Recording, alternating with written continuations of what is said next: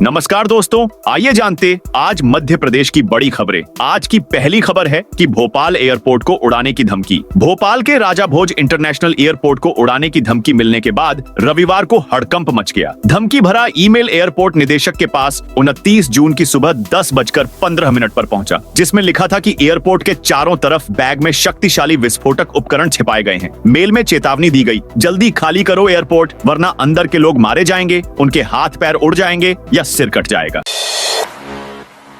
MP में छात्रों को मिलेगी साइकिल। मध्य प्रदेश की छात्राओं के लिए बड़ी खुशखबरी सामने आई है, जहां स्कूल शिक्षा विभाग की ओर से निःशुल्क साइकिल दी जाएगी। इसके दिशा निर्देश जारी कर दिए गए हैं। कक्षा 6वीं और 9वीं की छात्राओं को साइकिल दी जाएगी। स्कूल शिक्षा विभाग की ओर से सरकारी स्कूलों में निःशुल्क साइकिल वितरण के संबंध में दिशा निर्देश जारी किए गए हैं। सत्र 2025 से 26 में ग्रामीण इलाकों के विद्यार्थी जिन स्कूल गांव या शहर से दूर है, यह लाभ कक्षा 6वीं और 9वीं की छात्राओं को केवल एक ही बार मिलेगा। दोबारा एडमिशन लेने पर साइकिल की पात्रता नहीं होगी। जिन ग्रामीण इलाकों में कन्या छात्रावास में अध्ययनरत छात्राएं की स्कूल 2 किलोमीटर से अधिक दूर है, उन्हें ये साइकिलें आवंटित की जाएंगी। छात्राओं को हॉस्टल छोड़ते वक्त साइकिलों को जमा कराना होगा। गर्भवती गाय की हत्या के आरोपियों को जमानत नहीं। दमोह में गर्भवती गाय की हत्या के मामले में न्यायालय ने आरोपियों की जमानत याचिका खारिज कर दी है। अपर सत्र न्यायाधीश संतोष कुमार गुप्ता ने यह फैसला सुनाया। घटना 7 मार्च 2025 की है। कोतवाली थाना प्रभारी मनीष कुमार को सीता बावली मरघटा के पास तुलसीराम और छुट्टू यादव से सूचना मिली कि कल्लू कुरैशी के घर पर गाय काटी जा रही है। पुलिस ने मौके पर पहुंचकर देखा कि दरवाजा खुला था। अंदर गर्भवती गाय की कटी हुई लाश मिली। कमरे में कटे हुए पैर और खून से सने लोहे की कुल्हाड़ी, चाकू व आरी बरामद हुए।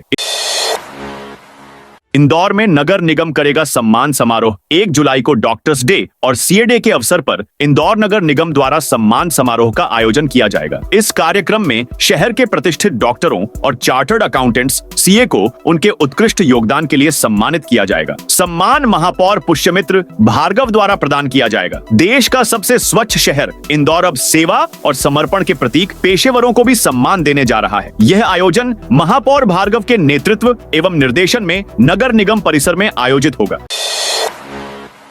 बुरहानपुर कलेक्टर ने किया प्रशासनिक फेरबदल। बुरहानपुर के कलेक्टर और जिला मजिस्ट्रेट हर्ष सिंह ने सोमवार को प्रशासनिक स्तर पर फेरबदल किए हैं। उन्होंने जिले में पदस्थ अपर कलेक्टर, संयुक्त कलेक्टर और डिप्टी कलेक्टरों के कार्यों का नया विभाजन किया है। ये आदेश सोमवार देर शाम को सामने आया। नए आदेश के अनुसार डिप्टी कलेक्टर अजमेर सिंह गौड़ को बुरहानपुर एसडीएम का पद सौंपा गया है। वे पल्लवी पुराणिक का स्थान लेंगे। डिप्टी कलेक्टर राजेश पाटीदार को बुरहानपुर के सिटी मजिस्ट्रेट के रूप में नियुक्त किया गया है। नेपानगर के एसडीएम भागीरथ वाखला को सीएम ने की एक बगिया मां के नाम योजना घोषित। मुख्यमंत्री मोहन यादव ने सोमवार को खंडवा में जल गंगा संवर्धन अभियान के राज्य स्तरीय समापन कार्यक्रम में एक बगिया मां के नाम योजना की घोषणा की। इस योजना के तहत प्रदेश के 30,000 किसानों को 1 एकड़ में फलदार पेड़ लगाकर बगीचा विकसित करने पर 3 लाख रुपए की सहायता दी जाएगी। यह सहायता 3 चरणों में दी जाएगी, जिससे फेंसिंग, सिंचाई और पौधारोपण जैसे कार्य किए जा सके। इस योजना पर सरकार 900 करोड़ रुपए खर्च करेगी। छिंदवाड़ा हवाई पट्टी पर युवकों ने बनाई रील। छिंदवाड़ा के इमली खेड़ा स्थित हवाई पट्टी में रविवार शाम एक गंभीर सुरक्षा चूक सामने आई। कुछ युवक युवतियों ने रनवे पर कार घुसाकर रील शूटिंग की। इस घटना के 2 वीडियो सामने आए हैं, जिनमें 7 लोग नजर आ रहे हैं। हालांकि विभाग की ओर से अभी तक कोई औपचारिक शिकायत नहीं की गई है। जानकारी के अनुसार पहले वीडियो में एक कार रनवे पर तेज रफ्तार से दौड़ती दिखाई दे रही है, जो हेलीपैड पर बने एच मार्ग पर रुकती है। दूसरे वीडियो में 3 युवतियां और 4 युवक कार के सामने रील बनाते नजर आ रहे हैं। पड़ोसी कॉलोनी के एक व्यक्ति ने यह वीडियो बनाकर पुलिस को सूचित किया। मध्य प्रदेश हाईकोर्ट को जल्द मिल सकते हैं नए जज। मध्य प्रदेश हाईकोर्ट में लंबे समय से खाली चल रहे न्यायाधीशों के पद जल्द ही भरे जा सकते हैं। हाईकोर्ट ने सुप्रीम कोर्ट कॉलेजियम को 13 नामों की सूची भेजी है, जिसमें वकील और न्यायिक कोटे के नामों की सिफारिश की गई है। वर्तमान में हाईकोर्ट में 53 पद स्वीकृत हैं। 30 जून को जस्टिस संजय द्विवेदी के रिटायरमेंट के बाद अब हाईकोर्ट में 33 न्यायाधीश कार्यरत हैं। आने वाले महीनों में भी कुछ और जज रिटायर होने वाले हैं, जिससे यह संख्या और कम हो सकती है।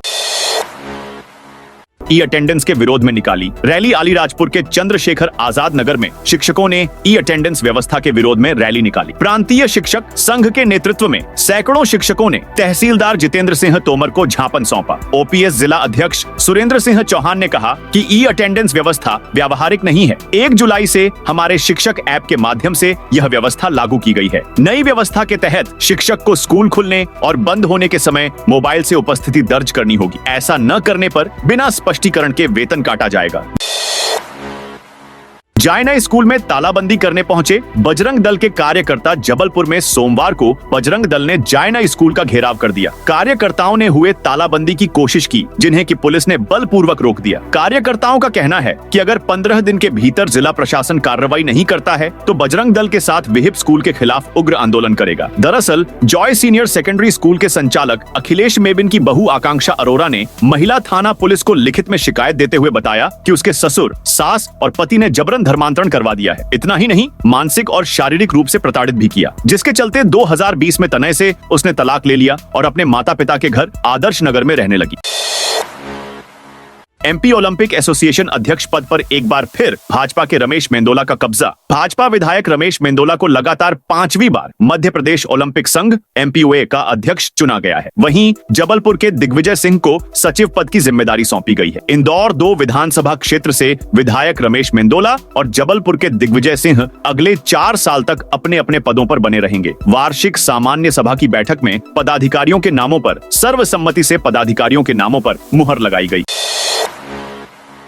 एमपी के बाघ कॉरिडोर को लगा बड़ा झटका। भारी विरोध के बीच सरकार ने प्रस्तावित सरदार वल्लभ भाई पटेल वन्य जीव अभयारण्य के गठन की प्रक्रिया स्थगित कर दी है। यह अभयारण्य सीहोर और देवास वन मंडल की सीमा में बनाया जा रहा है, जो देवास के खिवनी वन्य जीव अभयारण्य से डॉ विष्णु वाकणकर टाइगर रिजर्व, पुराना नाम रातापानी टाइगर रिजर्व को जोड़ता था। यह कवायद बाघों की बढ़ती आबादी और वर्षों पुराने भोपाल देवास प्राकृतिक बाघ कॉरिडोर को जिंदा करने के लिए की जा रही थी। एमपी बीजेपी को आज मिलेगा नया प्रदेशाध्यक्ष। मध्य प्रदेश भाजपा को बुधवार को नया अध्यक्ष मिल जाएगा। निर्वाचन के लिए राज्य निर्वाचन अधिकारी विवेक शेजलवलकर ने सोमवार को अधिसूचना जारी कर दी है। नामांकन मंगलवार शाम 4:30 से 6 बजे होगा। प्रदेश अध्यक्ष के साथ राष्ट्रीय परिषद के लिए 40 प्रतिनिधियों का भी चुनाव होगा। इस दौरान चुनाव अधिकारी केंद्रीय मंत्री धर्मेंद्र प्रधान भी मौजूद रहेंगे। स्क्रूटनी के बाद रात 8 बजे तक नामांकन वापसी और 8:30 पर प्रत्याशियों की अंतिम सूची जारी होगी। 1 से ज्यादा नामांकन होने पर बुधवार सुबह 11 से 2 बजे तक मतदान होगा। दोपहर 2 बजे नया अध्यक्ष मिल जाएगा। एमपी में अटेंडेंस को लेकर बड़ा अपडेट। एमपी में अधिकारियों कर्मचारियों की अटेंडेंस को लेकर बवाल मचा हुआ है। विभिन्न विभागों ने इसके लिए सख्त प्रावधान किए हैं। अटेंडेंस के लिए ऐप तक बना दिए गए हैं। हालांकि अधिकारियों कर्मचारियों ने इनका तगड़ा विरोध भी किया है। ऐसे माहौल में मध्य क्षेत्र विद्युत वितरण कंपनी ने सेल्फी अटेंडेंस को लेकर महत्वपूर्ण निर्णय लिया है। कंपनी ने अपने मैदानी अधिकारियों के लिए इसमें खासी छूट दी है। फील्ड अधिकारियों को अब दिन में 1 बार ही हाजिरी लगानी होगी। उमरिया के बांधवगढ़ टाइगर रिजर्व में सफारी बंद। बांधवगढ़ टाइगर रिजर्व में 1 जुलाई से कोर जोन की टाइगर सफारी बंद कर दी गई है। यह व्यवस्था 30 सितंबर तक जारी रहेगी। खितौली, मगधी और ताला जोन में होने वाली सफारी को अस्थायी रूप से रोका गया है। टाइगर रिजर्व के उप संचालक पीके वर्मा के अनुसार यह निर्णय वन्य प्राणियों के प्रजनन काल को ध्यान में रखते हुए लिया गया है। इस दौरान जिप्सी और पर्यटकों की आवाजाही से वन्य जीवों को परेशानी न हो, इसलिए यह कदम उठाया गया है। शहडोल में मुआवजे के लिए किसानों का विरोध। शहडोल के ब्यौहारी स्थित ग्राम पंचायत भमरहा में जहां पर नदी पर बनी पुलिया का निर्माण 2 साल पहले पूरा हुआ, लेकिन अब तक प्रभावित किसानों को मुआवजा नहीं मिला है। इसके विरोध में किसानों ने पुलिया के पास गड्ढा खोदकर आवागमन रोक दिया है। इस पुलिया निर्माण से 35 से अधिक किसान प्रभावित हुए हैं। किसानों का कहना है कि जब तक मुआवजा नहीं मिलेगा तब तक वे आवागमन शुरू नहीं होने देंगे। स्थानीय किसान प्रेम शुक्ला ने बताया कि उन्होंने कई बार प्रशासन को इस समस्या से अवगत कराया, लेकिन अब तक कोई कार्रवाई नहीं हुई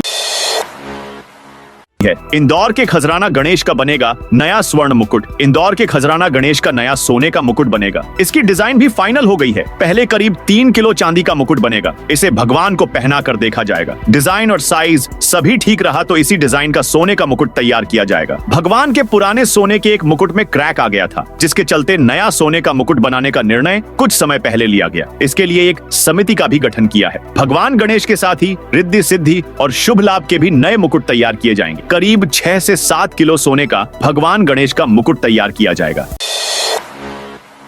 एमपी सरकार अपनी ही मिनिस्टर के खिलाफ जांच कराएगी। मध्य प्रदेश की पीएचई विभाग की मंत्री संपतियां उइके पर 1000 करोड़ रुपए कमीशन लेने के आरोप लगे हैं। इस पर लोक स्वास्थ्य यांत्रिकी पीएचई विभाग ने अपने ही विभाग की मंत्री के खिलाफ जांच बैठा दी है। प्रमुख अभियंता ईएनसी संजय अंधवान ने जांच के आदेश प्रधानमंत्री से की गई शिकायत और केंद्र की ओर से मांगी गई रिपोर्ट के बाद दिए हैं।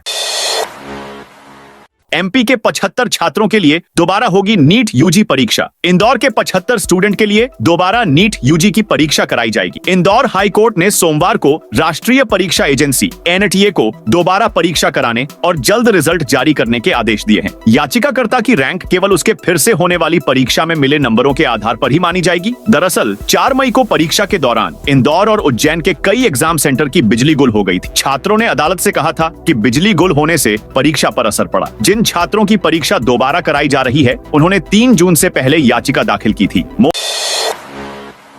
मोहन कैबिनेट में वृंदावन ग्राम योजना पर डिस्कशन। मोहन कैबिनेट आज वृंदावन ग्राम योजना में शुरू किए जाने वाले कामों को मंजूरी देगी। कैबिनेट में 2000 की आबादी और कम से कम 500 गोवंश वाले गांवों को वृंदावन ग्राम के रूप में विकसित करने पर मुहर लगाई जा सकती है। इस बैठक में सिंचाई परियोजनाओं पर फैसले लिए जा सकते हैं। साथ ही मंत्रियों को बारिश और त्योहारों के दौरान अलर्ट रहने के निर्देश मुख्यमंत्री देंगे। प्रभार के जिलों में इसको लेकर बैठक करने पर भी कैबिनेट में चर्चा होना तय माना जा रहा है। दस्तावेजों की पड़ताल में ईओडब्ल्यू का बड़ा खुलासा। रांची से गिरफ्तार विनोद सहाय उर्फ एनके खरे के खिलाफ ईओडब्ल्यू की जांच में अब तक का सबसे बड़ा जीएसटी फर्जीवाड़ा सामने आया है। प्रारंभ में 34 करोड़ रुपए से शुरू हुआ ये घोटाला अब 130 करोड़ रुपए की टैक्स चोरी तक पहुंच चुका है। आरोपी ने करीब 512 करोड़ रुपए की फर्जी इनवॉइसिंग कर बोगस कारोबार का जाल बिछाया था। आबकारी विभाग की कार्रवाई। अवैध रूप से अहाते चलाने और ढाबों पर शराब बेचने के साथ पिलाने वालों के साथ ही आबकारी विभाग ने शराब ठेकेदारों के एजेंटों पर भी कार्रवाई की है। ये एजेंट ठेकेदारों का अवैध माल गोपनीय ढंग से बेचते हैं। ऐसे करीब 15 एजेंटों के घर में घुसकर छापे मारे गए। यहाँ तलाशी में काफी बड़ी मात्रा में शराब पकड़ी गई है। ये एजेंट अपने घर से शराब सप्लाई कर रहे थे। आबकारी ने 7 में 67 केस बनाए हैं। जीएसटी इनपुट फर्जीवाड़ा केस में बड़ा खुलासा। जीएसटी में इनपुट टैक्स क्रेडिट के नाम पर करोड़ों का फर्जीवाड़ा करने वाले विनोद कुमार सहाय उर्फ एनके खरे को ईओडब्ल्यू ने रांची झारखंड से गिरफ्तार किया है। वह फर्जी दस्तावेजों से बोगस फर्म बनाकर फर्जीवाड़ा करता था। इसके बाद कागजों में खरीदी बिक्री दिखाकर इनपुट टैक्स क्रेडिट लेता था। इस तरह आरोपी अब तक करीब 130 करोड़ रुपए की टैक्स चोरी में शामिल रहा है। इसके लिए उसने 23 अलग अलग नाम से फर्जी फर्म बना रखी थी। पूरे फर्जीवाड़े में इस्तेमाल करीब 150 बैंक अकाउंट को चिन्हित कर सीज कराया गया है।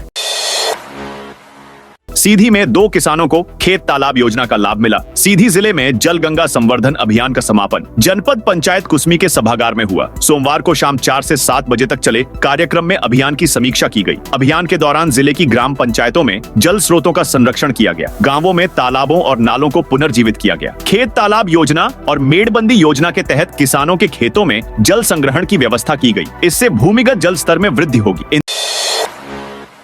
इंदौर में स्कूली बसों पर बड़ी कार्रवाई। इंदौर कलेक्टर के निर्देश पर स्कूली बच्चों की सुरक्षा को लेकर परिवहन विभाग एक्शन मोड में है। नए शैक्षणिक सत्र की शुरुआत के साथ ही परिवहन विभाग ने सख्त रुख अपनाते हुए सोमवार को 3 प्रमुख स्कूलों की बसों पर आकस्मिक जांच अभियान चलाया। इस दौरान नियमों की अनदेखी करने वाली बसों पर कार्रवाई की गई। आरटीओ प्रदीप कुमार शर्मा के नेतृत्व में चली इस कार्रवाई में 3 स्कूलों की कुल 58 बसों की जाँच की गयी। इनमें से 21 बसों में नियमों के उल्लंघन पाए गए। 5 बसों की फिटनेस तत्काल प्रभाव से निरस्त किए। वहीं 16 बसों पर कुल 39,000 रुपए का समन शुल्क वसूला गया।